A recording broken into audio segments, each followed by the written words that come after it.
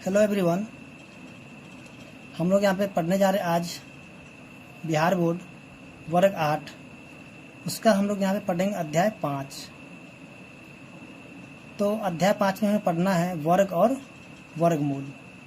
ठीक है, तो अब हम यहाँ पे देखेंगे सबसे पहले वर्ग। तो देखिए, वर्ग जो है एक संख्या को उसी संख्या से गुना करके प्राप्त किया जाता है। जैसे कि यहाँ पे देखिए, कोई संख्या मान लेते 2। ठीक है, जब 2 को हम 2 से जब गुना कर देंगे तो क्या हो जाएगा, ये इसी का क्या हो जाएगा, वर्ग हो जाएगा, यानी कि 2 का वर्ग हो गया। उसी प्रकार हम देखेंगे आगे, जैसे कि यहाँ पे दिया हुआ है वर्ग संख्या को हम यानी कि a गुना a बराबर a का स्क्वायर के रूप में व्यक्त करते हैं। जैसे कि यहाँ पे दिया हुआ है कि 2 गुना में 2 यानी कि 2 का स्क्वायर यानी कि 2 का वर्ग। उसी तरह यहाँ पे देखेंगे कि 3 गुना में 3 बराबर 3 का वर्ग। अब जो है उसके बाद जो है ध्यान रखने वाला बात है, यहाँ पे दिया हुआ है यानी कि जिस संख्या के इकाई स्थान पर 2, 3, 7, 8 है तो वह संख्या पूर्ण वर्ग हो नहीं सकता। ठीक है, अब देखिए कैसे नहीं हो सकता है, ताकि हम लोग थोड़ा इसको जो है प्रूफ भी कर ले। जैसा कि हम लोग देखेंगे, अगर हम 1 का वर्ग करेंगे, ठीक है, तो 1 का वर्ग करने पे कितना होगा, 1 प्राप्त होगा। उसके बाद जब 2 का वर्ग करेंगे तो यहाँ पे क्या हो जाएगा, 4 हो जाएगा। उसके बाद हम देखेंगे जब 3 का वर्ग करेंगे तो हो जाएगा 9। उसके बाद जो है 4 का जब वर्ग कर देंगे तो हो जाएगा 16। उसके बाद जो है यहाँ पे 5 का जब वर्ग कर देंगे तो हो जाएगा 25। उसके 6 का जब वर्ग करेंगे तो हो जाएगा 36। उसके बाद जो है 7 का जब हम वर्ग करेंगे तो हो जाएगा 49। फिर 8 का जब वर्ग करेंगे तो हो जाएगा 64। फिर 9 का जब वर्ग करेंगे तो हो जाएगा 81। उसके बाद जो है 10 का जब वर्ग कर देंगे तो हो जाएगा 100। ठीक है, अब जो है आप इसमें गौर कीजिए, जैसे कि सबका इकाई का अंक देखिए।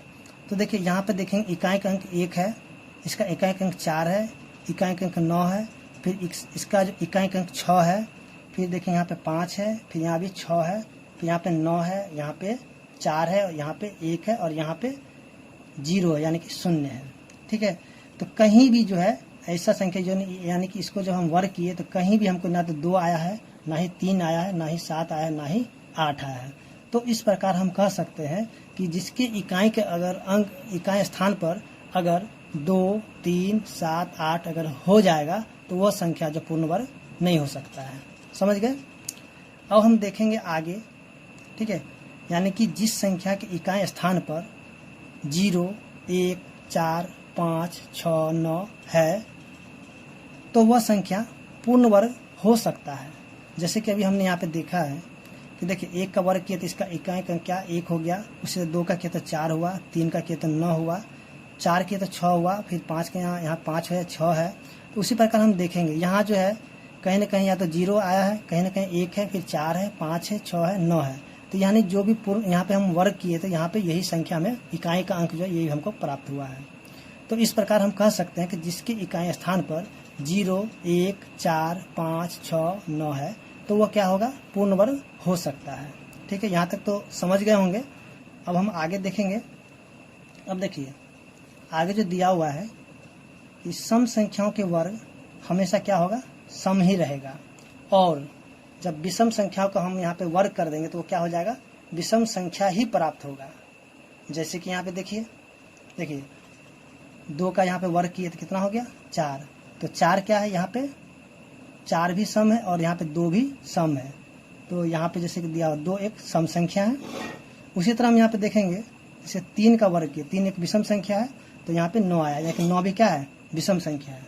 तब हम कहेंगे 3 एक विषम संख्या है। ठीक है, तो उम्मीद करते हैं यहाँ भी आप समझ गए होंगे, क्योंकि ये सब जब हम बनाएंगे क्वेश्चन तो वहाँ पे सब से बहुत सारा हेल्प होगा। ठीक है, अब आगे जो है हम देखेंगे यहाँ पे जो वर्गमूल को हम लोग इस रूट के द्वारा व्यक्त करते हैं, यानी कि इसके द्वारा भी व्यक्त किया जाता है। तो उम्मीद करते हैं कि आपको यहाँ तक समझ में आ गया होगा जो बेसिक बातें थी।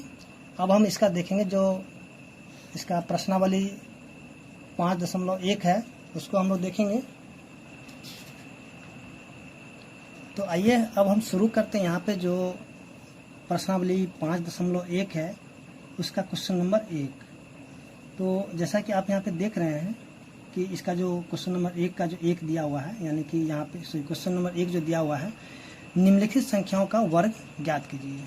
ठीक है, तो जैसा कि यहाँ पे पहला क्वेश्चन दिया हुआ 42, तो इसका जो वर्ग निकालने के लिए हम क्या करेंगे, यहाँ पे 42, फिर यहाँ पे लिखेंगे 42 का यानी कि स्क्वायर, तो इसको हम लिखेंगे 42 गुना में 42।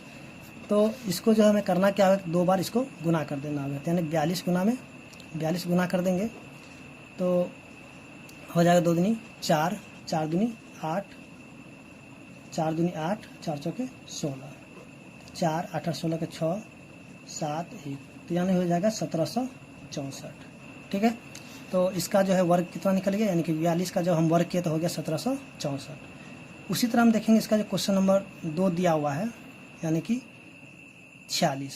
ठीक है, तो इसको हम लिखेंगे 46 का स्क्वायर, तो इसको भी हम क्या करेंगे 2 बार लिख देंगे, यानी कि 46 गुना में 46।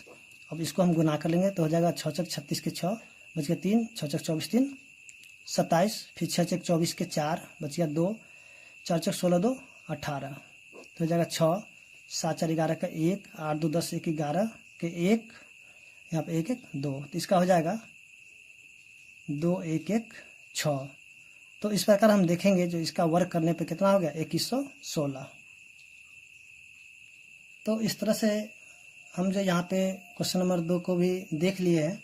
तो जैसा कि आप यहाँ पे देखिए क्वेश्चन नंबर 1 में जो और भी सारा क्वेश्चन दिया हुआ है, आप क्या करिएगा इसी प्रकार से सारा क्वेश्चन जो है सॉल्व कर लीजिएगा। ठीक है, अब हम देखेंगे इसका जो क्वेश्चन नंबर 2। तो क्वेश्चन नंबर 2 जो है यहाँ पे दिया हुआ है कि निम्नलिखित का वर्ग निकालें। जैसे कि यहाँ पे दिया 25 55 95 105 115। देखिए तो इसमें जो है कि सभी के संख्या के जो जितने भी संख्या है सब के इकाई के स्थान पर जो है 5 है।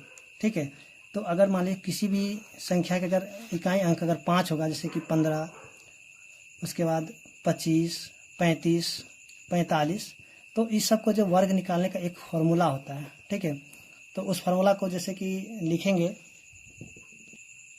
तो देखिए अगर इस प्रकार से जो भी क्वेश्चन होगा तो उसके लिए हम क्या करेंगे, इस फार्मूला का जो है यूज करेंगे। यहाँ पे दिया हुआ n और ब्रैकेट में है n+1, फिर ब्रैकेट, फिर गुना 100 और प्लस में 25। ठीक है, तो अगर इस प्रकार के जिसके अगर इकाई स्थान पर अगर 5 रहेगा तो हम क्या करें इस फार्मूला के द्वारा जो है उसको यहाँ पे वर्ग निकाल सकते हैं। तो जैसे कि देखिए जैसे कि पहला क्वेश्चन दिया हुआ है 25। ठीक है, तो इसमें हम क्या करेंगे, यहाँ पे जो इसका जो पहला अंक होगा यानी इकाई का अंक छोड़ के जो अंक बच जाएगा उसको हम मान लेंगे n। तो n बराबर कितना है 2। ठीक है ना, तो अब हम क्या करें इस फार्मूला का यूज कर देंगे। तो जैसे कि n की जगह हम लिखेंगे 2, फिर यहाँ पे 2 प्लस में 1 और गुना में 100, फिर प्लस में 25। तो यहाँ पे हो जाएगा 2, इसको जो है हम क्या करेंगे जोड़ देंगे तो हो जाएगा 3 और गुना में 100 प्लस में 25। तो इसको गुना कर 3 दूनी 6, 6 को जब 100 से गुना कर 600 और प्लस में 25, तो इस सबको हम जोड़ दें तो हो जाएगा 625। ठीक है, तो इस तरह से जो है यानी कि क्वेश्चन नंबर 2 का जो पहला है यानी 25 का जब हम वर्ग करेंगे तो हो जाएगा 625। उसी तरह इसका जो है हम देख लेते हैं यहाँ पे क्वेश्चन नंबर 4, क्योंकि ये सब क्वेश्चन इसी प्रकार से बन जाएगा। अब यहाँ पे देखिए क्वेश्चन नंबर 4, जैसे कि यहाँ पे दिया हुआ है 105, तो हम यहाँ पे क्या करें इकाई के अंक को छोड़ देंगे। ठीक है, तो यहाँ पे n बराबर कितना हो जाएगा 10। अब हम इसी फार्मूला का यूज करेंगे जो कि यहाँ पे लिखे हुए हैं, ये जो फार्मूला है। ठीक है, तो इस फार्मूला का हम यूज करेंगे तो n का मान तो कितना है 10, तो यहाँ लिखेंगे यानी कि 10, उसका 10 प्लस में 1 गुना में 100 और प्लस में 25, तो हो जाएगा 10 गुना में 10 1 11 और गुना में 100 प्लस में 25। तो इसको हम गुना करते 11 को 1 से गुना 11 और फिर यहाँ पे 11 पर हो जाएगा 3 गो 0 और प्लस में 25। इसको हम जोड़ेंगे तो हो जाएगा यहाँ पे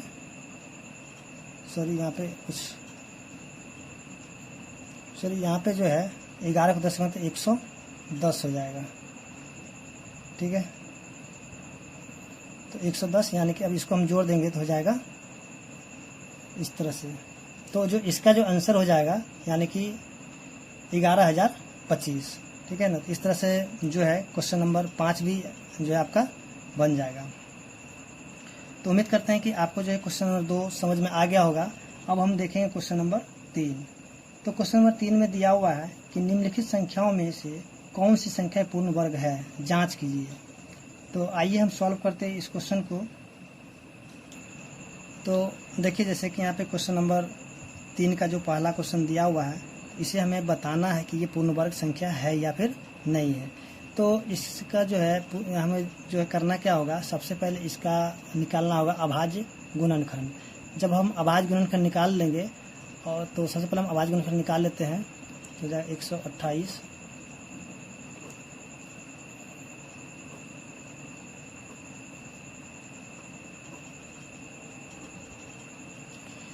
तो यहाँ पे अभाज्य गुणनखंड इसका निकल चुका है। तो हम इसके लिखेंगे 256 बराबर में यहाँ पे देखें सबका जो है यहाँ पे जोड़ा लगा देंगे। इसका जोड़ा, यहाँ पे जोड़ा, इसका भी जोड़ा और इसका भी जोड़ा लग चुका है। तो यहाँ पे 2 का स्क्वायर गुना में 2 का स्क्वायर गुना में 2 का स्क्वायर यानी कि फिर 2 का स्क्वायर। तो यहाँ पे हम देखेंगे सभी का जो है, सभी जितने भी संख्या सभी का जो है यहाँ पे जोड़ा लग चुका है। तब हम बोलेंगे कि अतः 256 एक पूर्ण वर्ग है। अगर इसमें जो अगर जोड़ा, अगर किसी का भी जोड़ा नहीं लगता, कोई भी एक संख्या का जोड़ा नहीं लगता, तो हम बोलेंगे यह पूर्ण वर्ग नहीं है। ठीक है।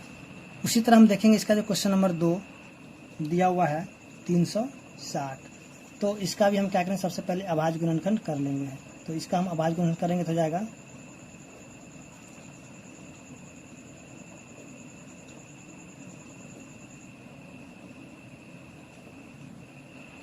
360 का जो अभाज्य गुणनखंड आ गया है यानी कि 2 का स्क्वायर गुना में, उसके बाद जो है 2 का नहीं लगा तो 2, फिर यहाँ पे 3 का स्क्वायर गुना में 5। तो यहाँ पे हम देखेंगे कि इसका जो है यानी कि जोड़ा लग गया है, इसका जोड़ा नहीं लगा, इसका भी लग गया, इसका भी नहीं लगा। तो हम कहेंगे अतः 360 एक पूर्ण वर्ग नहीं है। तो आप जो है क्या करिएगा, इसी प्रकार जो है क्वेश्चन नंबर 3 और 4 को सॉल्व कर लीजिएगा। अगर जिसका अगर जोड़ा लग जाएगा तो उसको बोलेंगे पूर्ण वर्ग है, जिसका जोड़ा नहीं लगेगा तो हम बोलेंगे वो पूर्ण वर्ग नहीं है। ठीक है। उसके बाद जो हम देखेंगे क्वेश्चन नंबर 4। तो क्वेश्चन नंबर 4 में भी जो है बताना है कि ये जो कौन कौन से पूर्ण वर्ग है। तो यहाँ पे देखिए जिस तरह से हमने अभी क्वेश्चन नंबर 3 को बनाया था, उसी तरह हम सेम इसी तरह जो है क्वेश्चन नंबर 4 को भी क्या करेंगे, सबसे पहले इसका जो अभाज्य गुणनखंड कर लेंगे। उसके बाद अभाज्य गुणनखंड करने के बाद जो हम देखेंगे कि इसका जोड़ा मिल रहा, अगर जिसका जोड़ा मिलेगा तब वो पूर्ण वर्ग संख्या होगा, नहीं तो वो पूर्ण वर्ग संख्या नहीं होगा। ठीक है। तो इस तरह से जो क्वेश्चन नंबर 4 भी आपका यानी 3 की तरह ही बन जाएगा। अब हम देखेंगे क्वेश्चन नंबर जो 5 दिया हुआ है। ठीक है ना। इसमें बताना है कि कौन यानी कि निम्नलिखित कौन सम संख्या के वर्ग है। तो जैसा कि यहाँ पे दिया हुआ पहला 169, फिर दिया 196, उसके बाद 256, उसके बाद 1296, उसके बाद 65, 61। तो जैसा कि हम देखे थे पीछे जो इसका बेसिक में कि यहाँ जो जैसा कि है, देखिए यहाँ पे जैसे कि यहाँ पे 6 है, यहाँ पे 9 है, तो 9 क्या है, विषम है। 9 इसका इकाई अंक विषम है, तो क्या इसका जो ये भी विषम यानी कि ये जो है क्या हो जाएगा, विषम संख्या हो जाएगा। ठीक है। यानी विषम का वर्ग है। उस यहाँ पे 6 है तो यानी कि ये सम का वर्ग है। यहाँ पे 6 है इकाई के स्थान पर, ये भी क्या हो जाएगा, सम का वर्ग होगा। उसका 6 है तो ये भी सम का होगा, और यहाँ पे 1 है तो क्या हो जाएगा, विषम का। तो यहाँ पे लिखेंगे 196, उसके बाद 256, उसके बाद 1296 सम संख्या के वर्ग है, सम संख्या के वर्ग है। ठीक है। तो इस तरह से जो है क्वेश्चन नंबर 5 भी मेरा यहाँ पे सॉल्व हो चुका है। तो हमने यहाँ पे देख लिया कि कौन सा सम है और कौन सा विषम है। तो यहाँ पे हमें क्वेश्चन में बोला था, सिर्फ यहाँ पे पूछ रहा था कौन से सम संख्या के वर्ग है। अब जो है आगे हम देखेंगे जो क्वेश्चन नंबर 6 दिया हुआ है कि निम्नलिखित संख्याओं में से कौन सी पूर्ण वर्ग है। तो देखिए इसमें जो है पूर्ण वर्ग हमें जांच करने के लिए एक या तो फिर इसका जो पूरा अभाज्य गुणनखंड कीजिए, और नहीं तो जो है इसका एक शॉर्टकट तरीका भी है, जैसे कि यहाँ पे दिया हुआ 400। देखिए यहाँ पे जो है अगर शून्य की संख्या यानी कि जोड़ा में अगर मिल जाता है तो क्या हो जाता है, पूर्ण वर्ग संख्या हो सकता है। जैसे कि यहाँ पे 400 है, तो 400 का क्या, अगर इसको अगर हम फैक्टर करेंगे यानी कि इसका जो अभाज्य गुणनखंड करेंगे तो ये क्या हो जाएगा, पूर्ण वर्ग, यानी कि सभी संख्या का इसका जोड़ा मिल जाएगा। उसी तरह यहाँ पे जैसे कि 4000 दिया हुआ है, तो 4000 का जब हम यहाँ पे अभाज्य गुणनखंड करेंगे तो इसका जो जोड़ा नहीं मिलेगा। यहाँ पे 1 2 3 है, शून्य की संख्या 3 है, तो ये कि पूर्ण वर्ग नहीं होगा। उसी तरह आगे जो क्वेश्चन दिया हुआ है 3 3 0 5 5 0, तो यहाँ पे देखेंगे यहाँ पे शून्य की संख्या 1 है, इसलिए पूर्ण वर्ग नहीं होगा। उसके बाद जो आगे जो क्वेश्चन दिया हुआ है यानी कि 1 2 3 4 5 6, और उसके बाद उस पर जो है 5 0 है, तो यहाँ भी देखेंगे शून्य की संख्या जो जोड़ा में नहीं है, तो ये भी हम कहेंगे कि ये भी जो है पूर्ण वर्ग नहीं है। तो जिसका देखिए जिसका अगर जोड़ा मिल जाएगा यानी कि शून्य का जोड़ा मिल जाएगा तो वो पूर्ण वर्ग संख्या हो सकता है, ठीक है। जिसका जोड़ा नहीं मिलेगा तो वो पूर्ण वर्ग संख्या नहीं हो सकता है, ठीक है। तो इस प्रकार जो है हम क्वेश्चन नंबर, यहाँ पे जो है क्वेश्चन नंबर 6 भी मेरा समाप्त हो चुका है। अब हम देखेंगे क्वेश्चन नंबर 7 को। तो देखिए क्वेश्चन नंबर 7 में दिया हुआ है यानी कि कोष्टक में सही संख्या लिखिए, यानी कि यहाँ पे दिया हुआ 24 का स्क्वायर माइनस में 23 का स्क्वायर। उसका यहाँ पे जो आगे दिया 102 माइनस में 101 का स्क्वायर, यानी 102 का वर्ग माइनस में 101 का वर्ग। उसके बाद यहाँ 501 का वर्ग माइनस में 500 का वर्ग। उसके बाद यहाँ पे 400 का वर्ग माइनस में 399 वर्ग। तो यहाँ पे हम देखेंगे कि यहाँ पे जो है ना संख्या जो है लगातार है, यानी कि 23 24 101 102 399 400 500 501। तो यहाँ पे जो है ज़्यादा कुछ भी नहीं करेंगे, इन दोनों संख्या को जोड़ करके सीधा सीधा लिख देंगे। और नहीं तो आप इस तरीके से भी कर सकते हैं, जैसे कि यहाँ पे दिया हुआ क्वेश्चन नंबर ए 24 का स्क्वायर माइनस में 23 का स्क्वायर, ठीक है। तो कहता है ब्रैकेट में ये कितना होना चाहिए।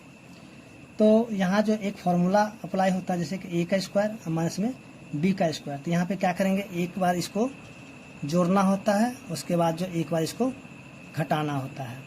तो यहाँ पे देखेंगे ए का वैल्यू कितना 24 है और बी का वैल्यू कितना 23 है। तो यहाँ पे लिखेंगे 24 जोड़ में 23, ठीक है, और गुना में 24 में से हम घटा देंगे 23। तो यहाँ पे 24 को जब 23 से जोड़ देंगे तो हो जाएगा 47। 24 में से 23 को घटा देंगे तो हो जाएगा 1। तो इसको जब हम गुना करें तो हो जाएगा 47। तो यहाँ जो कोष्ट में क्या हो जाएगा, 47 हो जाएगा। तो यानी कि यहाँ पे सीधे सीधे हम इतना नहीं कर करके क्या करेंगे, इन दोनों संख्या को अगर जोड़ देंगे तो यहाँ जो है यही संख्या आएगा। जैसे 24 में 23 को हम जोड़ दिए तो कितना हो जाएगा 47। और नहीं तो आप क्या करिएगा, इस प्रकार से भी जो है बना करके यहाँ पे आप भर सकते हैं। तो इस प्रकार जो है आप क्या करिएगा, क्वेश्चन नंबर बी सी और डी जो है आप जो है इसी प्रकार से सॉल्व कर लीजिएगा। उसके बाद जो है अब हम देखेंगे इसका जो बी नंबर क्वेश्चन है। तो यहाँ भी दिया हुआ है 102 का वर्ग माइनस में 101 का वर्ग बराबर कितना होगा। तो यहाँ भी वही फॉर्मूला का हम यानी कि अप्लाई करेंगे, जैसे कि एक बार इसको जोड़ देंगे और एक बार क्या करेंगे, इसको घटा देंगे। तो इसको जब जोड़ेंगे तो हो जाएगा 203 गुना में 1, तो इसको गुना करते हो जाएगा 203। तो इसको जोड़ने पर कितना हो जाएगा 203। तो आप क्या करिएगा, उसी प्रकार से सभी को यहाँ पे जोड़ करके लिख दीजिएगा। तो उम्मीद करते हैं कि आपको जो है क्वेश्चन नंबर 7 समझ में आ गया होगा।